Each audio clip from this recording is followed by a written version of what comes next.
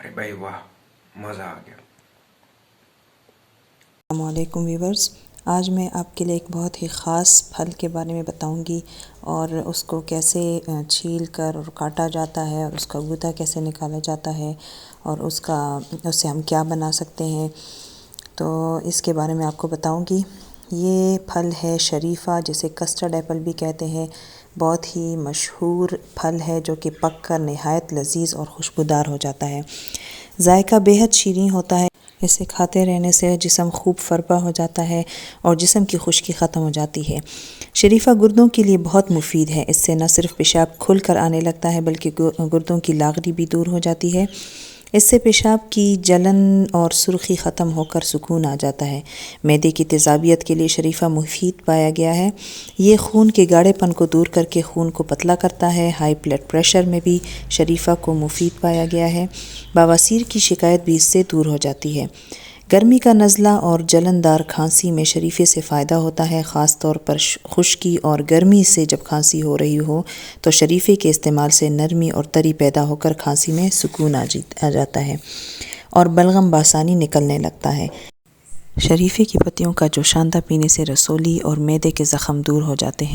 इसकी पत्तियों का पेस्ट सर पर लगाने से जुएँ ख़त्म हो जाती हैं, जो कि आजकल बच्चों का बहुत ही बड़ा मसला है। जहाँ शरीफ़े के इतने ज़्यादा फ़वाइद हैं, वहाँ कुछ हालात में इसका इस्तेमाल दुरुस्त नहीं है, जैसे दस्त, दर्द शिकम, बदहज़मी, कै और शुगर जैसी अलामात में इसका इस्तेमाल करना ठीक नहीं।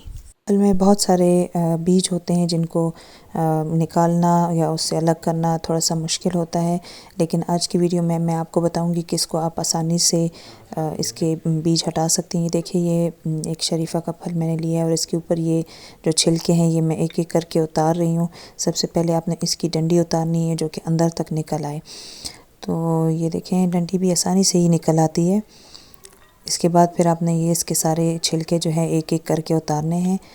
तो इस तरह से ये सारे छिलके उतर जाएंगे तो ये सारा साफ़ हो जाएगा। नीचे से इसका गूदा निकल आएगा। फिर उसमें से सीड अलग करने का तरीका भी मैं आपको बताऊंगी कि उसके जो बीज हैं वो हम कैसे अलग करेंगे। ये देखें, ये मैंने सारे इसका पल्प इसमें से निकाल लिया, इसके छिलकों को अलग कर दिया है। और अब ये देखिए, ये छिलके हम हटा लेते हैं। ये कस्टर्ड एप्पल जो था ये थोड़ा सा नरम था, इसलिए बहुत आसानी से इसके ऊपर का जो छिलका है वो उतर गया था। ये जो दूसरा है फल, इसको हम दूसरे तरीके से करेंगे। इसके छिलके हटाएंगे क्योंकि ये थोड़ा सा सख्त है, बिल्कुल सही पका हुआ नहीं है। तो ये देखिए, ये मैं इसको छुरी से काट रही हूँ, आधा मैंने कर दिया है। अब इसके अंदर का गूदा जो है वो फिर मैंने या तो चम्मच से आप निकाल सकते हैं, या फिर अगर चम्मच से ना निकल सके तो छुरी की मदद से भी हम इसको निकाल सकते हैं। ये देखें, इसके छिलके थोड़े हार्ड हैं क्योंकि ये भी पूरी तरह पका नहीं है, तो इसके छिलके निकालना जो है हाथ से थोड़ा सा मुश्किल होता है।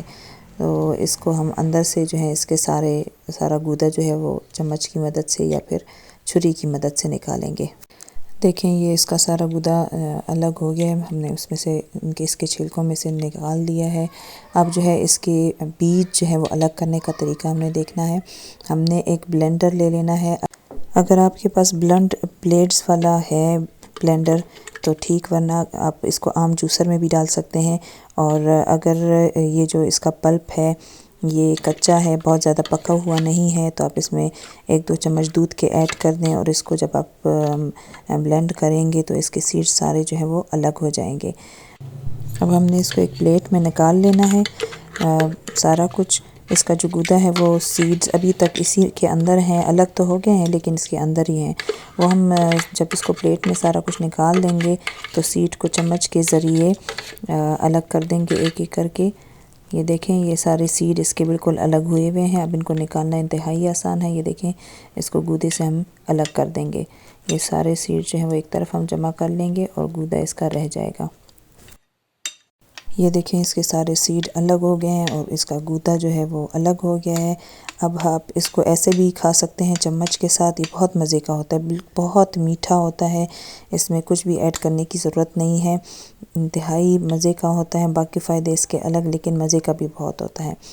इसका आप जूस भी बना सकते हैं। इसको दोबारा से उसी जूसर में डालें और 1 कप आप दूध शामिल कर लें तो ये बहुत ही मज़े का जूस बन जाता है। इसमें सिर्फ आप दूध शामिल करें, चीनी डालने की ज़रा भी ज़रूरत नहीं है। ये ख़ुद इतना ज़्यादा मीठा होता है कि इसमें आपको चीनी डालने की ज़रूरत भी महसूस नहीं होगी। तो ये बहुत मज़े का जूस बन जाता है इसका। आप भी शरीफ़ा फल लेके इसको लाज़मी ट्राई कीजिएगा और मुझे ज़रूर बताइएगा कि आपको कैसा लगा इसका जूस।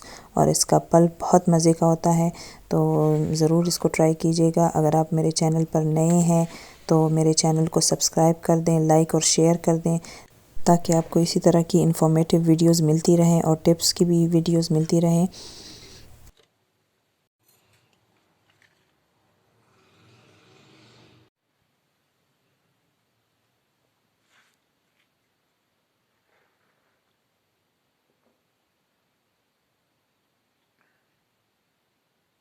अरे भाई वाह, मज़ा आ गया।